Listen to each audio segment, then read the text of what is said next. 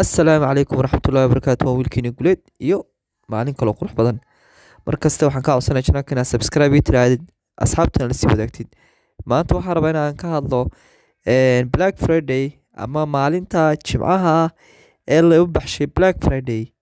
Dad badan oo waxaa idinka mid ah ayaa waxay macnaheeda Black Friday tahay aan aqoon ayaa laga yaabaa ama waxa looga jeedo.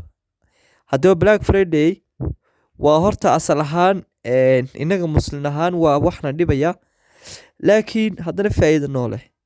Haddaan marka ugu horeysa ka hadalno Black Friday 1869 ay ahayd markii ugu horeysay dhaqan gasho oo dhinaca iyo Mareykanka iyo ka timaaday. Sida kale haddii xagga gaalada ay loo turjumo xaraa Thanksgiving Day, waa maalinta ay dadka gaalada ee badanaa ay wax hadiyadaha waxay siiyaan.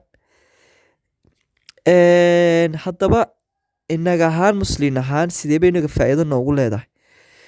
Waxay faa'iido noogu leedahay Black Friday dukaamada, meelaha alaabta lagu iibiyo, wax online shopka, adigu wax kasta oo aad u baahan tahay maalinta waxaa laga yaabaa in 50% qiimo dhibis lagugu soo sameeyo.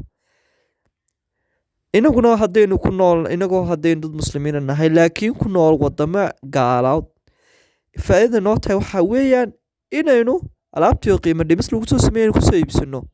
Muhiim ma aha inaan diinta iyo isku xidhno, laakiin muhiimadeenu waxa weeyaan inaynu insha Allah tacaala diinteenu aynu markasta ku adkaano, diinteenu ku taagnaano, laakiin wixii faa'iido leh ka faa'iideysano.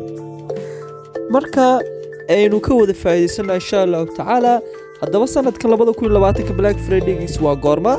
Waa 27ka bishan 11aad hadduu Ilaahay caafimaad iyo nagu gaarsiiyo insha Allah, oo maalinta Jimcaha ina soo aadana.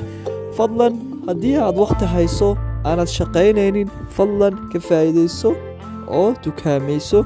Sanadkan waxa laga yaabaa waxaad iibsan kari weyday qaali dartiis inaad lacag qiimo dhimis aad iyo aad u wanaagsan aad ku hesho, kadibna aad waxaana tusaale ahaan haddii waxa uu aad u qaali ahaa 1000 €, 2000 €, waxaa laga yaabaa in aad iyo aad loo soo jibiyo. Fadlan ka wada faa'iideyso.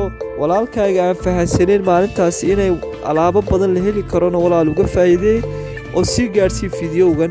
Haddii aad aqoon kale aad aniga intaa ka badan aad leedahayna alxamdulillaah. Markaa waxaan rabay inaan bas idiin sheego muhiimadda Black Friday ee leedahay iyo diinteena islaamka ee didiga ay ku tahay, laakiin inagu kulley ma caabudayno. Waxay ka qaadanaa just wixii inaga muhiim nooga ah.